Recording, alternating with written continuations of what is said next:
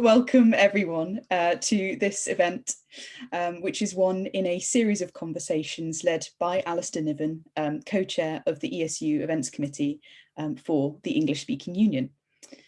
Alastair Niven, OBE, is an English literary scholar and author and has held positions such as Director General of the Africa Centre, Director of Literature at the Arts Council of Great Britain and of the British Council, Principal of Cumberland Lodge and President of English Pen.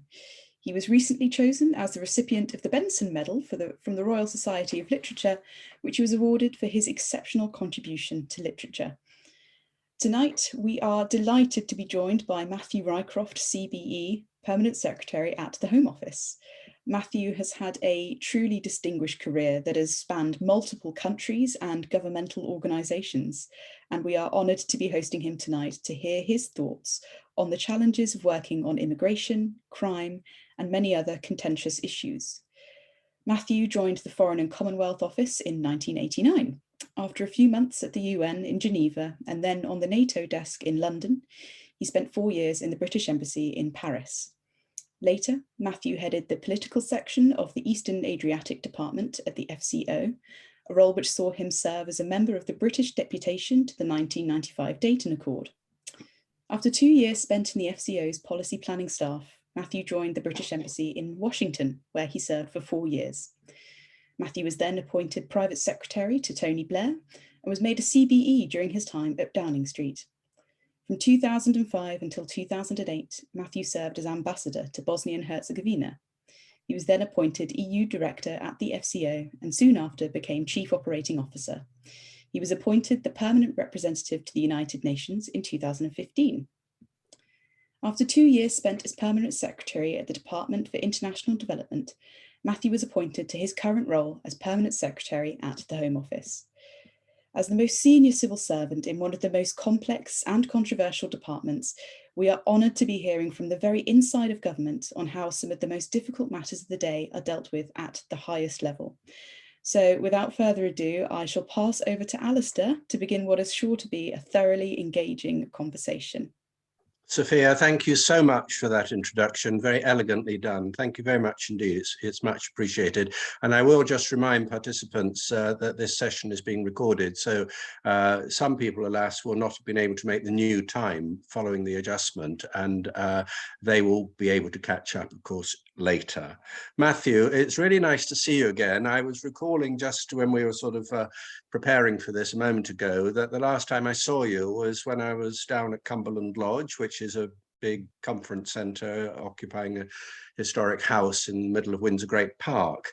And I remember when you arrived to address some students for a weekend conference, you said that you must go fairly promptly at lunchtime. Well, I have to say, more than 24 hours later, you were still there. And the reason was not the hospitality of Cumberland Lodge, so I hope that met good standards, but it was because we had a freak snowstorm, and it was really just like an Agatha Christie. We all got stranded. Vehicles couldn't even enter Windsor Great Park or leave. As a result, everyone was stranded. And instead of you bemoaning this and saying it was intolerable and all the things you might have said, you knuckled down, you did a snowball fight with the participants in the conference, and you gave a second lecture. And I must say, I thought it was magnificent, and I've never forgotten it. And so when this series began, I thought I must get Matthew Rycroft because I know that he's a human being. So really, thank you very much for being here tonight. Very kind of, and I should say that if you're going to get stuck anywhere, then Cumberland Lodge has got to be the best place to be stuck. It was really fantastic hospitality and a great place to be, and it was a very unusual experience. So I remember it vividly as well. Thank you, and thank you for having me today. And huge apologies to everyone for having to move the timing slightly, but glad to be able to go ahead now, and people can watch it on catch up, I guess, as well later. Yes, absolutely. Can I ask you, actually, just as preliminary, have you had any contact with the English-Speaking Union before? Yes, I did an event a bit like this, I think, in New York when I was the British ambassador to the UN. I think there was a chapter is the right word, but anyway, there was definitely an English-Speaking Union. Yes, it's got branches in America, of course, yeah. And it's very much about Anglo-American relations as one of its top priorities. It was founded in the spirit of encouraging the shared language of English between the two nations and encouraging diplomatic interchange between the two, and educational contact. So it's all very much part of your former brief. I just wanted to say that this is part of a series of conversations, and that our last speaker was Dame Sarah Thornton, who of course you know is the Independent Anti-Slavery Commissioner, and the session, which won't happen tonight, was bedeviled by a certain amount of freak technological glitches, but I'm sure that's not going to happen now. But somehow this session seems to follow up naturally from that, because of course slavery must be something that is in very much the purview of the Home Office. You had to postpone this, not postpone, bring forward slightly the timing of this, Matthew, because you were committed to a meeting with the Prime Minister at 6:30. I just want to ask you a more general question, not about what the content of that meeting would be, but whether you feel, it sounds rather epic to us who are watching this, that we're speaking to someone who's about to have a conversation with no less a person than the Prime Minister. Do you feel, when you're in meetings at that highest kind of level, that you are participating in history and that this is rather momentous, or is it in the end just another day at the office and a meeting is a meeting is a meeting? How do you feel about That's a very good question. I mean, I think it's both. I mean, in a way, it is just another day at the office. Every day has things like that in it. But I think if you lose the sense of awe and excitement and honor, then it's time to go and do something else. And I definitely haven't lost that. I remember actually in New York, where I was the British ambassador to the UN, thinking the same about walking into the Security Council and having that frisson of excitement when I saw the nameplate saying United Kingdom and sitting down behind that. And I never lost that tingle of apprehension and worthwhileness, I suppose, that and a real moment that I was there representing my country. And similarly, there's no sort of physical embodiment of it here, but every day coming in, I recognize that however difficult it is for me, it is a huge honor to be a permanent secretary, and the Home Office is a great Department of State. And however much we grapple with the issues that I'm sure we'll come on to talk about, there's a huge positive about fulfilling such a role. I think you also in the civil service have a sense of stewardship. So we don't own these institutions, but we're in them, and then we sort of pass them on. And of course the aim is to increase their capability, strengthen them, make them ready for the next generation. And again, that is really difficult in the Home Office, just because there's such a rushing in of day-to-day current live events, very very short term, and including dealing with politicians who generally are focused on the here and now as well. But you have to carve out space for the longer term, thinking about the capability of the department and so on. So I love that answer. I love that answer, because I think that sense of passing through, that we're stewards to hand on to the next generation, is something one should feel in any job one undertakes. And also, I imagine that in addition to seeing the Prime Minister, meeting ambassadors and so on, there are very lowly things that you have to do. I can recall my first day at the Africa Centre that I had to meet the President of Gambia, and I had to help shift a very heavy fridge up a spiral staircase. And it seemed to me the two extremes were summarized in that. I'm sure you experience that on a day-to-day basis. Yeah, absolutely. I think in every job there's the mundane and the lowly, as you put it, and you just have to do it. And I tend to say to new recruits, new people coming in at the start of their career, the best way to get on is to do whatever the job is in front of you as well as you can. And even if you think it's a tedious one or somehow beneath you, just do it really, really well, and then people will see that, and that's the way to progress. This is a career you've had which has taken you to interesting, exotic places: Bosnia-Herzegovina, Washington, Geneva, Paris, etc. I'm sure you've done a lot more traveling in addition to that. Do you like being abroad, or do you prefer being at home, or is it just that certain things suit certain periods of one's life? So there's definitely a difference between living abroad and traveling abroad. So when you live abroad, you experience the place that you're in a very different way from if you're a tourist. And so thinking about being ambassador in Bosnia, living in Sarajevo with my, at that time, quite young family, that was a hugely formative experience, and I'm sure it'd be brilliant to go to Sarajevo as a tourist, but it was even more life-changing, literally, to live there and to be there for 3 or 4 years and really get to understand the language, the people, the culture, the humor, the food, the nature, just everything, just the way of life. And you become part of it. Obviously, you're conscious, if you're an ambassador or a diplomat, that you are there as a foreigner. You're there because you're a foreigner. You're there representing a foreign country, but your job is to really get to know and understand the country that you're in, and that's different from being on holiday. And I think it is. I think when I look back on my life, the times living abroad are probably the more the ones that stand out higher. Yeah. But Bosnia-Herzegovina must have been a special challenge. I remember having a long conversation once with Paddy Ashdown, who, of course, had ministered in that area in a very significant role. And he felt that Britain had a rather special and unique presence in that part of the world. And you must have continued that sort of sense of something rather special about being the British representative there. So we overlapped for a year. So his final year was my first year, and he was absolutely brilliant. And he was, as you say, he coordinated the whole of the international community. He represented the UN as a whole. So all of us ambassadors in a way were working. Well, in one sense to him, but also back to our own capitals. I learned so much from him, his can-do spirit, the way that he really. Like politicians do, they tend to rush towards problems. Civil servants, I think, diplomats, sometimes we like to sort of smooth things over and find the consensus, and sometimes find the compromise, run away from conflict or tension. Whereas Paddy taught me the power of rushing towards whatever the big crisis is and using the crisis for his own for the agenda of building up the country. And sadly, the international effort in Bosnia took a significant step backwards after his departure, and when you see the news today, and having lived there, I can't ever turn off the news feed from that part of the world. I'm very interested in it still, and it's sad to see that not much progress has been made in terms of building up the state from Paddy's era. Well, I'm glad that you've made that tribute to Paddy Ashdown, of course, no longer with us. But I remember when my young son had a toy, an action man. We called it Paddy because it seemed to be a kind of physical copy of Paddy Ashdown himself. But anyway, I'm being frivolous. Let's come forward. You came back to this country, and these 2 permanent secretary roles you've had in international development and the Home Office are perhaps the essence of what we should be talking about now. Did you foresee the amalgamation of international development with the Foreign and Commonwealth Office? Was that something that has been on the cards for years, or is it something that took you and others by surprise?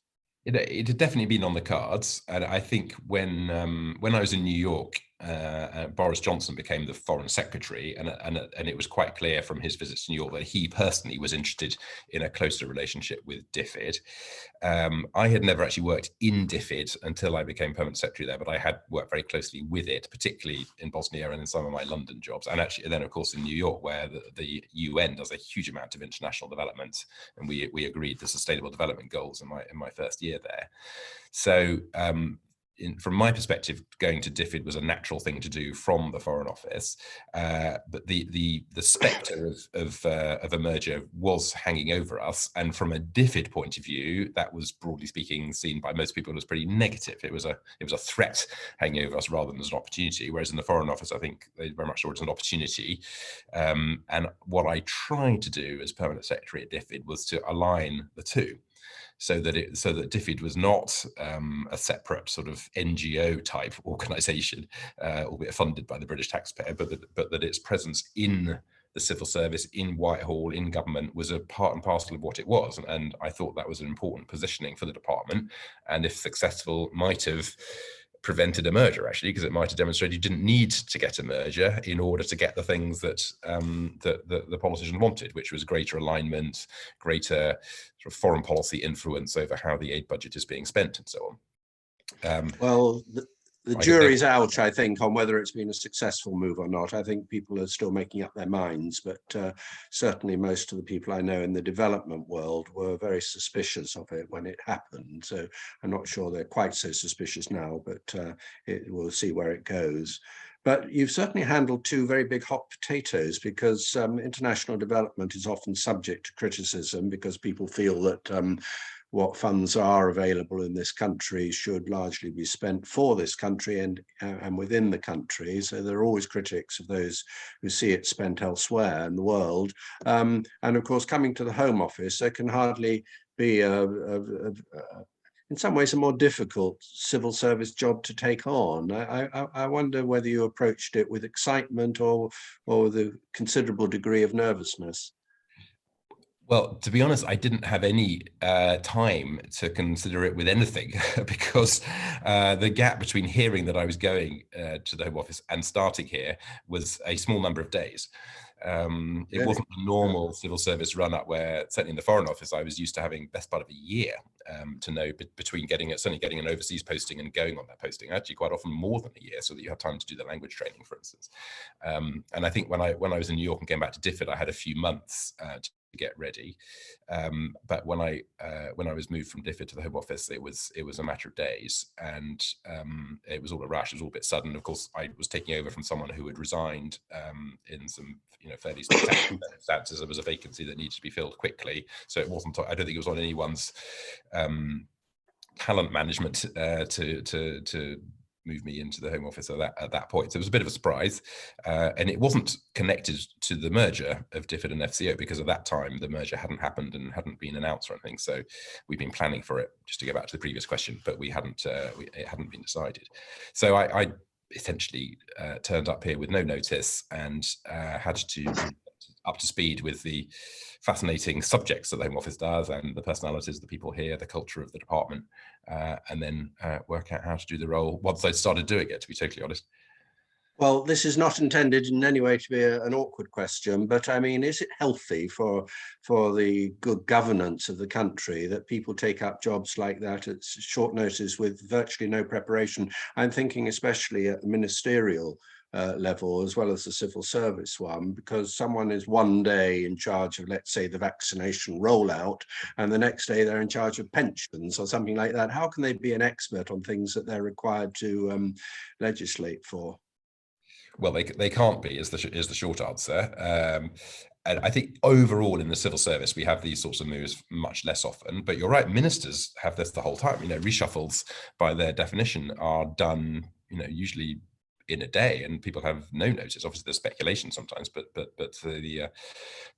there's no sort of formal preparation or induction before starting the role. And I think it does make for a very bumpy ride sometimes, and it's the job of the civil service, of course, to support the incoming ministerial team, as we had to do several times at DFID when I was there with the new Secretary of State.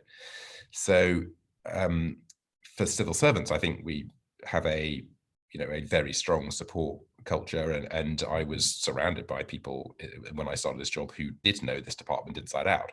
Of course, there is one benefit of being a leader without that expert knowledge, which is that it forces you to do your leadership in a way that is empowering of the other people. I think if you think about the other way around, if you are an expert, a real deep expert running an organization, sometimes you can end up not giving space to everyone else in that organization because you know the answers to all the questions. That's not a problem I have here. So I'm able, in fact, I'm forced to lead this department in what I hope is an empowering way that gives a lot of space and responsibility for all of the senior people in this department to be running their own areas. And then my job is to pull all that together, create a framework, represent the departments, and set the overarching strategy. Well, I think you've partly answered what I was going to ask next, which is what exactly is a permanent secretary or permanent Under-Secretary of State for the Home Office? Presumably the one thing it isn't is permanent, because you're not expected to be in that role for the rest of your working career. But how would you quickly define what a permanent secretary's job is? You've partly done that by talking about leadership and harmonizing the various aspects of the work. Is there more to it than that? So every government department has a permanent secretary. Some of the big ones have two, and the permanent secretary's job is to lead the civil servants in that department. So I'm the boss of the civil servants in the Home Office, about 38,000 people, so big department. And But my role compared to the Home Secretary's role is, so her job is to set the political direction, decide what the policies should be. And my job is to make sure that the machine, the 38,000 civil servants, deliver the intent of the Home Secretary, deliver the government's priorities in the three big areas that we cover here: migration, crime, and counterterrorism. And obviously that role, day in, day out, it involves working very closely with the political leaders. But I think there is a clear understanding of everyone involved about what the ministerial responsibility is versus the civil service responsibility. Well, I don't think my job tonight is to grill you. It would be Priti Patel's I would want to grill about particular policies of the Home Office. But it's a fact, it's an objective fact, that the Home Office is a very, very controversial department, and one that is subject to probably a higher level of criticism, because perhaps people relate to it on a day-to-day basis more directly than they would with, say, the Foreign Office Definitely. Or some other departments. I wonder what it's like to be at the hub of a difficult and controversial department. Do you sometimes at night just think, oh, for God's sake, I'd like to get away from all this, and fed up with all the fuss that it seems to generate? Well, it does generate a lot of fuss, as you put it. I mean, it is a controversial department. The issues that we're dealing with are controversial. I think whatever the government's policies were on illegal migration, for instance, would be wildly supported by up to half the population and wildly opposed by the other half. Whatever one stand on the issues. Similarly with crime, how to tackle crime, how to work with policing. Everyone's got a view on that. Everyone as a citizen comes into contact one way or another with these sorts of issues, and therefore has a point of view. And you're absolutely right that is different, very different from foreign affairs, where quite often you could work in the Foreign Office and not really deal with any issues that are party political or have differences between different parties. I think Europe has changed that in recent years, but I mean, on the whole, in the Middle East and Balkans, where I was, or US and so on, there's a lot of cross-party consensus on those issues, which is absolutely not the case in the Home Office agenda. So you have to, first of all, you have to just accept that that is the case, and it comes with the territory. Secondly, I think as a civil servant, you have to keep a very clear eye on what is it that is my responsibility or our responsibility versus what is the responsibility of ministers who are elected. And you're right. If you have concerns about the content of a Home Office policy or any of those issues, then it is the Home Secretary you should be grilling, not me. My job is to make sure that intent is fulfilled. Obviously, I can advise on how best to do that, and certainly if there were any aspects of it that were unconstitutional or illegal or not value for money or unethical or any of those things, then of course we would have a lot of conversations and meetings about it behind the scenes. But the job is to fulfill the intent of the government and to ensure that things work well. Well, I'm, as I said, not going to try and make you responsible in any way for the actual policies that the government has, but you talked for a moment about legality. I mean, take one example, the Nationality and Borders Bill, which is going through at the moment, which very much Home Office territory, may lead to citizens of the United Kingdom being stripped of their citizenship. Now, there is a question as to whether that is legal. If you strip someone of their citizenship and deprive them of any kind of citizenship, as I understand it, that is internationally illegal. We do end up with situations where somebody reverts to a Bangladeshi citizenship, was a notable example of that, of course, because of some family ancestry, although Bangladesh in that particular case will have disowned their responsibility. So it's very, very problematical. But I'm really just asking a straightforward question. Do you sometimes find yourself having to explain something which is very dicey, and in the question of legality being an example? So there are some. So yes, there are some brilliant lawyers in the Home Office whose job it is to make sure that the legislation that the government is promoting through Parliament is in full accordance with all of our legal obligations. And I mean,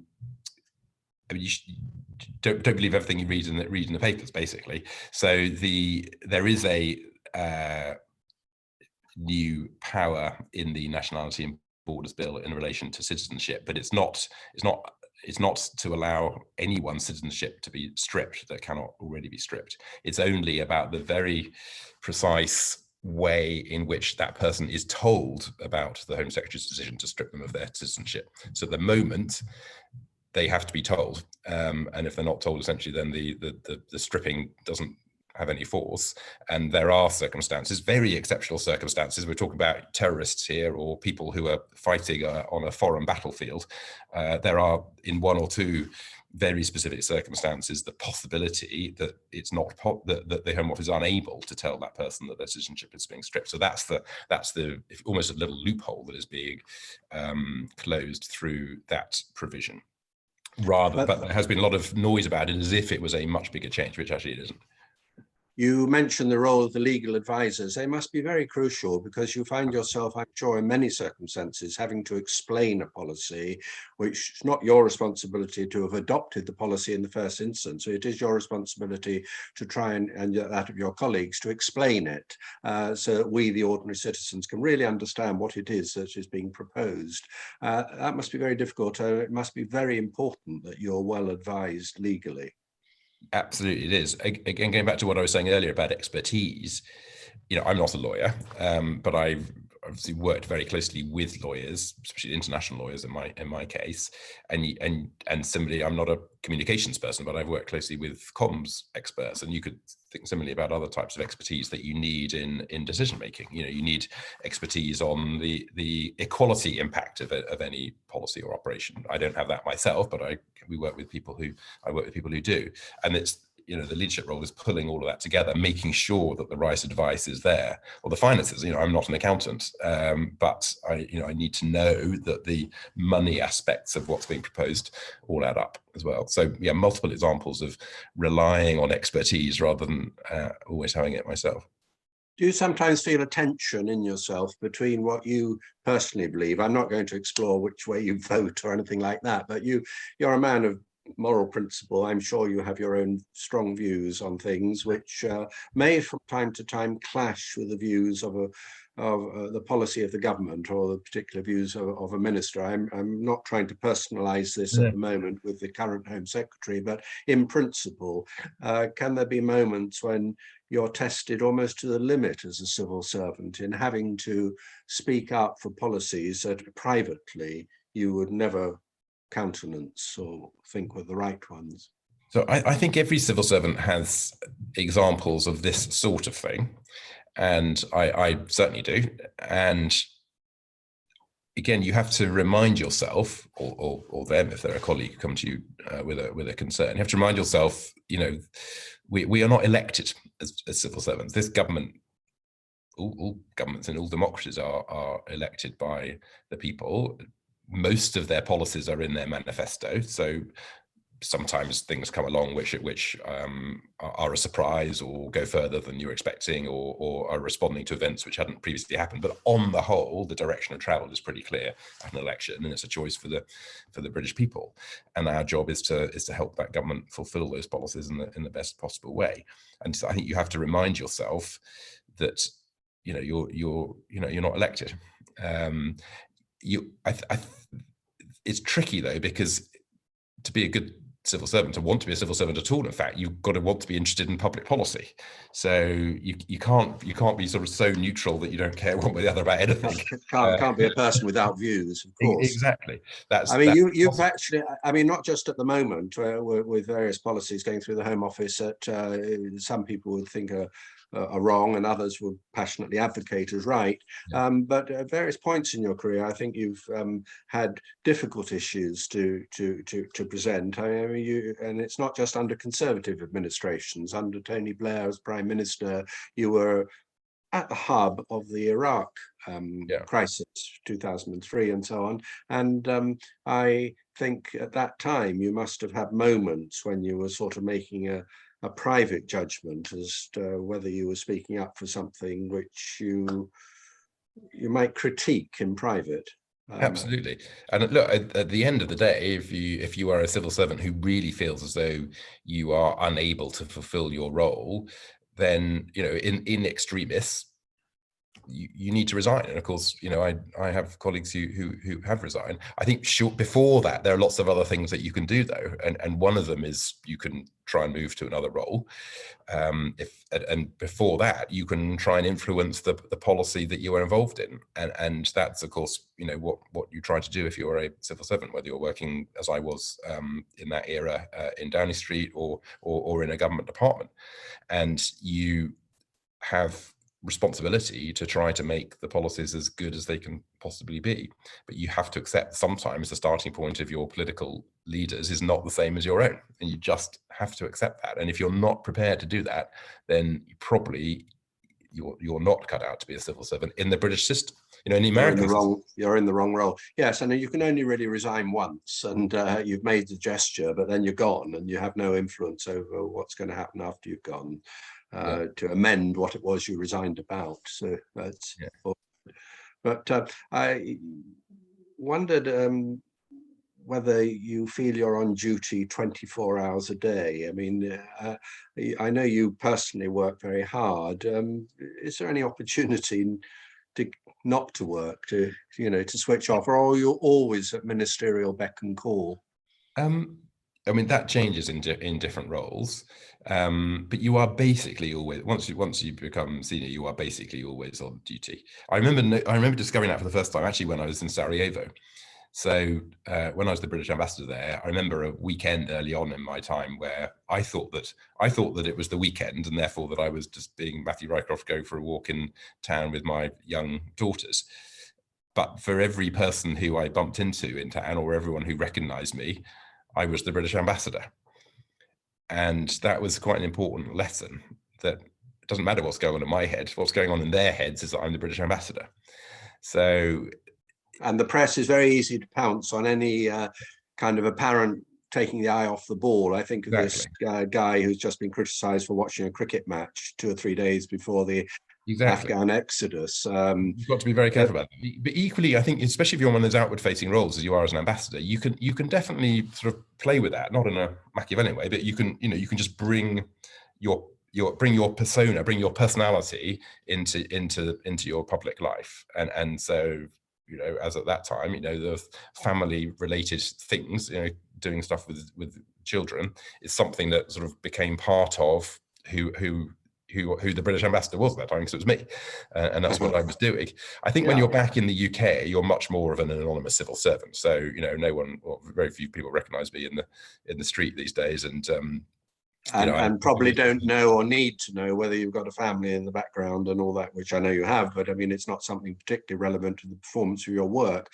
Whereas in an ambassadorial role, it presumably is. I mean, people say, oh, he's very nice and he's got 3 kids there, you know, and it's somehow. Also when you're an ambassador, you're using your residence, you know, the place that you live, your home is also almost part of the sort of the stage on which you are performing. And yes, and it can be delightful. I mean, I've been invited to Queen's birthday parties, for example, in ambassadors' residences in Africa, and I always thought it was delightful if I saw a few dolls and toys and so on scattered on the floor, because I thought this man's a human being. He's not just a pompous spokesman for his country. But yeah. If we can come back to the Home Office itself for a moment, I mean, one of the things that unfortunately characterizes, or does it caricature, the Home Office, is that it's a Department of State that specializes in delay. The Windrush payments being one example, a rather melancholy one, but any individual who has applied to the Home Office, I have a wife who works for a refugee charity, and she'll say that getting an answer out of the Home Office, a straight, clear-cut answer by return of post, is virtually impossible. Now, presumably you've plenty of reasons for this, about the pressures of work and the shortage of staff or whatever, but is it something that you worry about, criticisms of delay? I do worry about that, because I think it's absolutely imperative that the Home Office gets better and better at understanding the communities that we serve and engaging with them in ways that help everyone understand what everyone else is trying to do. And that is not the culture of the department that I inherited here. And that it was really noticeable coming from diplomacy.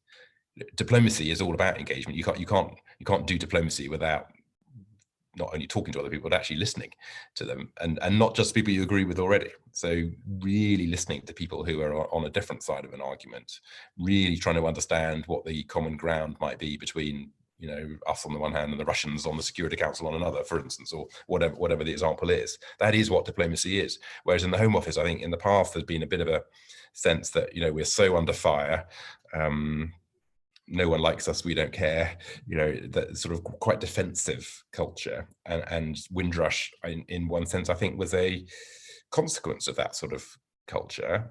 And just literally the week before I started this job, a very hard-hitting lessons learned review came out from a brilliant woman called Wendy Williams, which basically told us what we needed to do to put that right. So I've been trying to use that as my burning platform to shift the culture of the department, including in relation to this sort of engagement with people outside the department. Now, part of what you're saying, though, is also a slightly different criticism, which is essentially about efficiency and just not being very good at the stuff we do. Never mind doing the wrong thing, just not doing it very well either. And that's also something that needs fixing, because I do recognise that things do take a long time, and partly that's because these are really important decisions, and the Home Office is all about individual casework, and casework, every year, obviously millions of decisions that get taken in the Home Office, and any one of them that goes wrong, as you saw from, I don't know, Djokovic in Australia, any one of those could, would be a huge, I wouldn't always be a crisis or a scandal, but at its worst, or if there's a series of things that go wrong, then that's a Windrush. And so part of the time is spent making sure that there's the right quality control around all the decision making, and I think part of my job is to make sure that we do have those systems in place, to make sure that the assurance is there, that there is the right sort of approach, and that people are thinking about, as we now say, the face behind the case. It's not about numbers. This is not about box ticking. This is really about thinking about the individual. The Windrush compensation scheme is the best example of that, because it's a very small number of people in real terms, but it's a hugely significant and very complicated decision for each one of them. So I'm not defending why it's taken so long, other than to say that lives are complicated, and each of these decisions is actually about the totality of someone's life and the extent to which they need compensation to make up for the Windrush scandal. Yes, I mean, they're obviously tragic stories involving individuals, but it's the wider perspective of society as a whole. We live in a multicultural, multi-ethnic, very diverse society, and if it appears that one sector of it is being disadvantaged or discriminated against or treated more slowly than another sector might be treated, then that's bad news. And I'm sure that you are very conscious of that, but I don't need to. But if I can just expand slightly on the Windrush thing, so there are lots of different types of decision that the Home Office makes. So at one end of the spectrum, there are, if you like, a small number of very complex decisions, like on the Windrush compensation.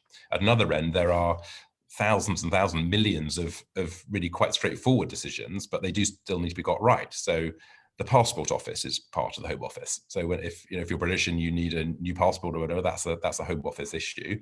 And the vast majority of those, if it's renewing an old passport, is actually basically pretty straightforward. I mean, the process is pretty straighthtforward. There are some checks that need to be taken, all the right paperwork and so on. Or an even better example will be the EU settlement scheme. So as part of Brexit, we gave what's called settled status to any EU national who qualified in this country. It turns out there were 6 million of them, more than anyone thought. And we have taken basically 6 million decisions to give people a status, almost all of which was done through an app, through mobile technology, and for most people that was done in a matter of minutes. So that's really good to hear. I mean, that ought to be better known, actually, I think, what you just said. And the I thought the passport office is a very good example. I was actually going to ask you about that next, but you've answered in a way in anticipation of my question. The the passport office used to have a terrible reputation. Yeah. I'm going back many years for taking a very long time before anyone got their passport returned. Now that's on the whole not the case. I expect some individuals will say in my case it was very slow, but the majority of people would have the same experience that I have had, which is very immediate and very polite attention. I'm grateful for it. Thank you, but no one is going to write that story in tomorrow's newspapers. So Exactly. So you never get the positives, and the EU settlement scheme. I promise you would have heard so much about it if that had gone wrong. I mean, that would have been a huge issue for those 6 million people, and indeed the equivalent. So UK citizens living in member states. So that is if you like, a problem averted, and often that is the best that you can do when you're in public service, is that you can resolve things without people noticing because they've gone right. The passport issue it has been pretty good performance in recent years, although actually as a result of COVID there's a very significant backlog brewing up, not of people who sent in their passports, but of people who should have sent in their passports for renewal but who haven't done. So this pent-up demand, as we call it, is likely to come out at some point. And if everyone decides in the same month that they need their passport renewing, then there's going to be a problem, because we're not. Well, I'm going to keep quiet about that. So I think I might be one of the people you're talking about. I'm going to pause for. I may come to you and ask for special favors. I'm going to pause my questioning. I got lots of questions, but I think it's time to see if any of our participants would like to put a question to you. Is there a question that from one of the people listening in would like to put to Matthew? Hello, I've got one that's come through from Simon Bucknell, and his question is on sort of exertion of influence within the Home Office. To what extent is it sort of formally driven by hierarchy versus sort of a soft influence driven by personality, perceived expertise, informal relationships? Sort of interested to know how things are influenced. What an interesting question, and quite a difficult one to answer, I think, because let's face it, the UK civil service is a fairly traditional organisation. I would say that the Home Office and other government departments are fairly hierarchical. There's definitely a very clear structure. There are a lot of different grades, and everyone knows what grade everyone else is, and how the system of line management and so on works. I am seeking to encourage a culture where, if you have got expertise, that you are heard. And actually, wherever you are in the organisation, you've got a voice. And actually, just going back to Windrush, one of the things that went wrong is that the people who knew what was going on didn't feel as though they had a voice to stop it. And quite often when something goes wrong in any walk of life, it's not that no one knew what was happening; it's that the people who did know what was happening weren't able to do anything about it. And so, if you really empower every single employee and make sure they know that they have got a voice and therefore a responsibility to use that voice, wherever their position in the hierarchy, they can be influential. But you're also asking about personality. I think that's a really question, because I think it is, again, fair to say that there are different personality types in the civil service, as there are indeed in all walks of life. There are probably certain personality types that do disproportionately well, I suspect. But again, I think we need to be conscious of the diversity implications of that. And, we should be able to create a workforce where, anyone who joins it is able to fulfill their potential and give it their best, whatever their personality is, whatever their background, and whatever their strengths. They should be able to work on their development areas and to have a fulfilling career. I should point out that Simon, who asked that question, gave the very first of these conversations, and is a specialist in the art of communication. And I think you sort of partly dealt with that. It's very good. Is there another question waiting? I do, from Oscar, who's one of our young alums. He's asked what advice you'd give to young people wanting to pursue a career in politics and or the civil service. Very good question.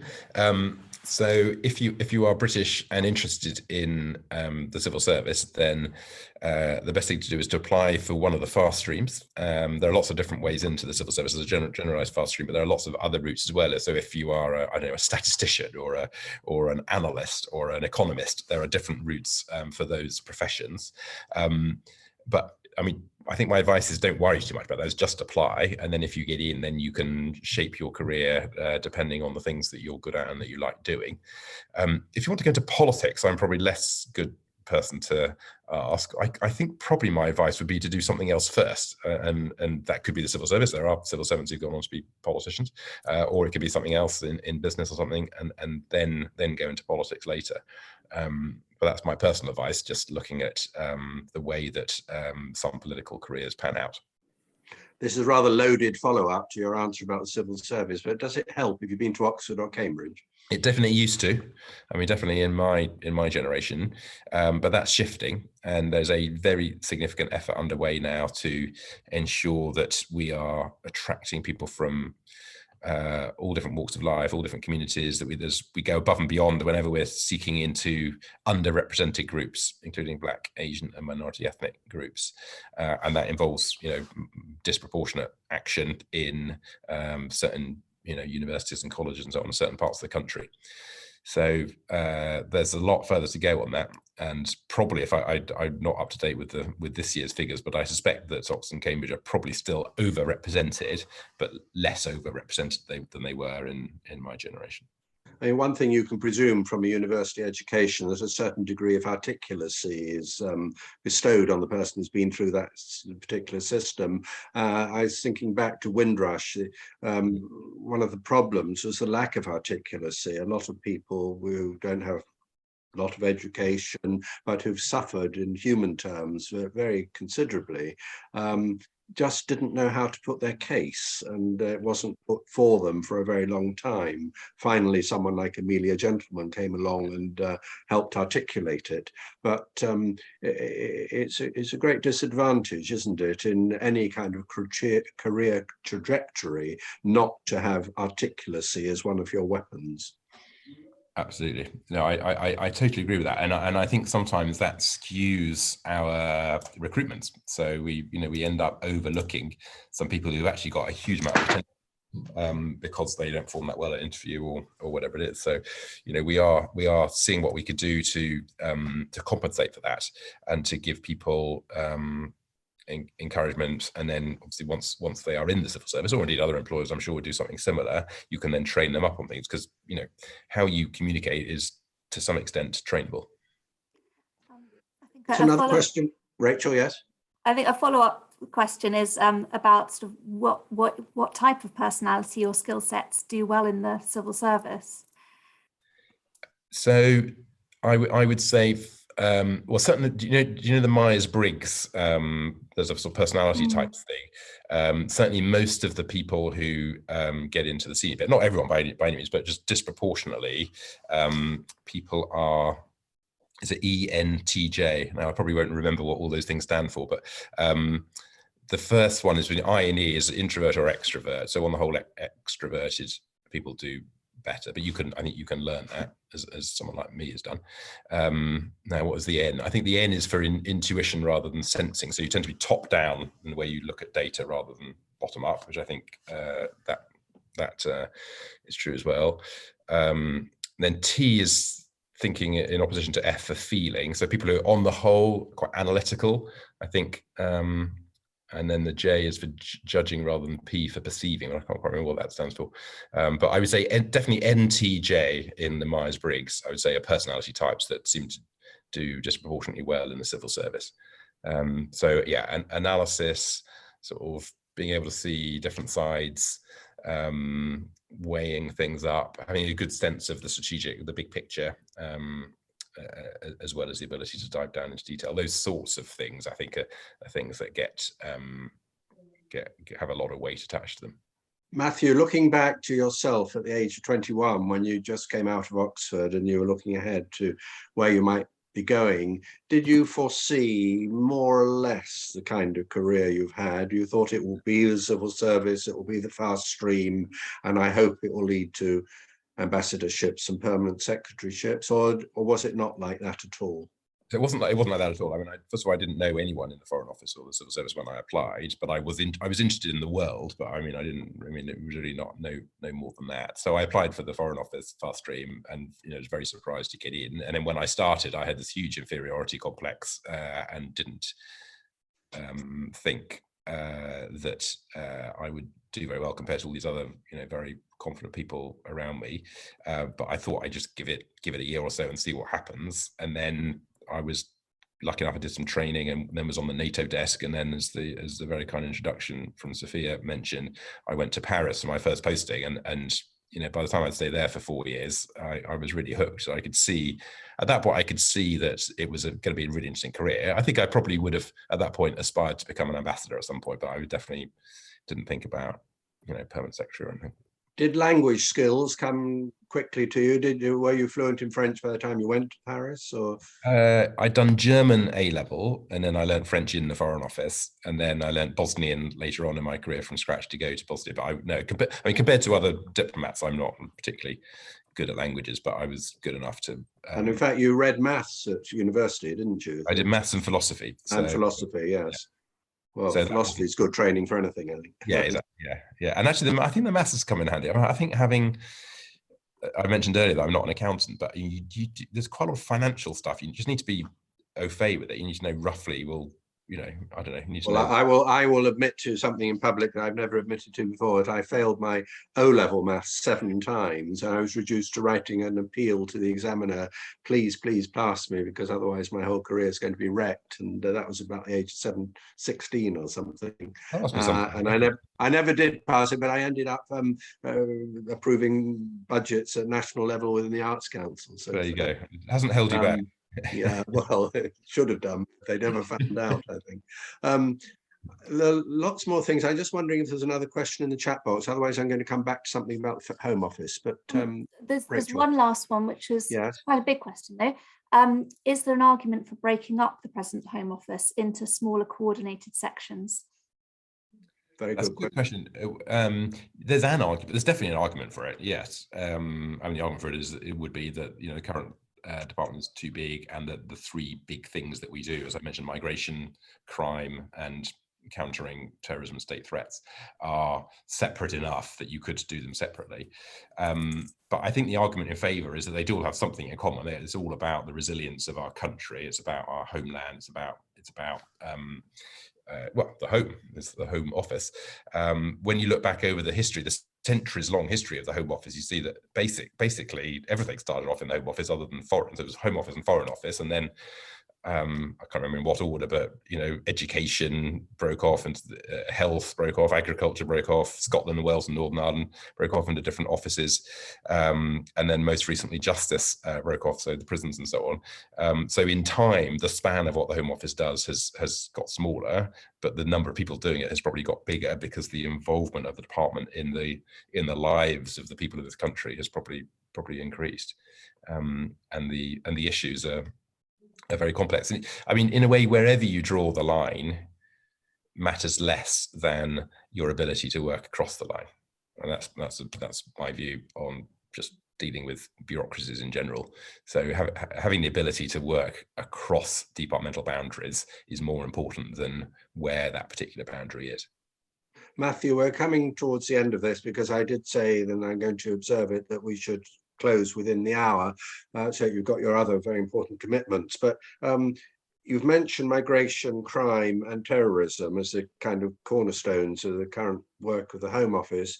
Looking to the future, or maybe based on the present where we are now, would you feel that in all 3 cases, progress for the benefit of humanity as a whole is being made? Can you just, in a sentence, say something about migration, something about crime, something about terrorism, that would make us feel that we can look forward to a better world? Yeah, well, what a nice question. So the overall purpose of the Home Office now is to help create a safe, fair, and prosperous UK. And I think the word safe is the one that most people would associate with the Home Office, because the safety of an individual comes from policing. The safety of our society as a whole comes from the work we do to counter terrorism and cyber threats and so on. But the fair is designed to be surprising. So thinking about a fair UK and what we do for the most vulnerable people, so supporting people who would otherwise be destitute, the asylum seekers who don't have any accommodation, for instance. That's a huge part of what Home Office does. And the prosperous bit is also designed to be slightly surprising, but it is the case that there's a big part of the Home Office's job to make to help prosperity. So, bringing in people to this country on our new points-based immigration system who've got particular skills and so on from other countries, or just allowing people from this country who want to travel to do so as smoothly and with a renewed passport. That's all part of the Home Office's business as well. So all of that is designed to help create the country that we can be. I don't dispute the huge challenges, but we're aiming in the right direction.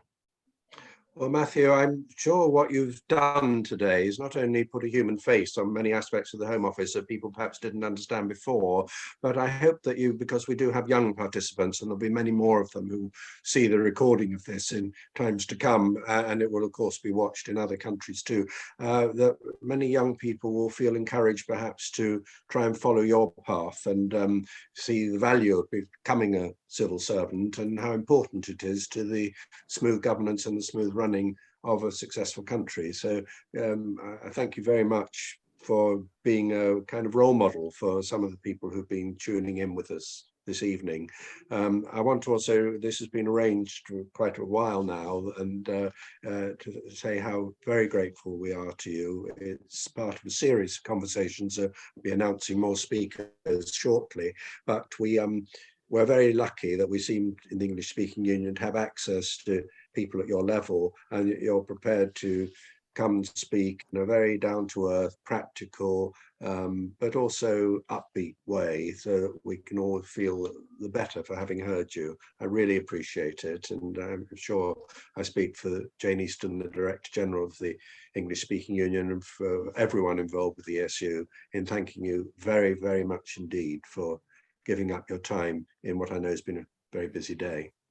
Well, it's incredibly kind, Alastair. I've really enjoyed it, and thank you for being such a generous interviewer, and to all the brilliant questions, and all the very best to the ESU. Look forward to working with you in the future.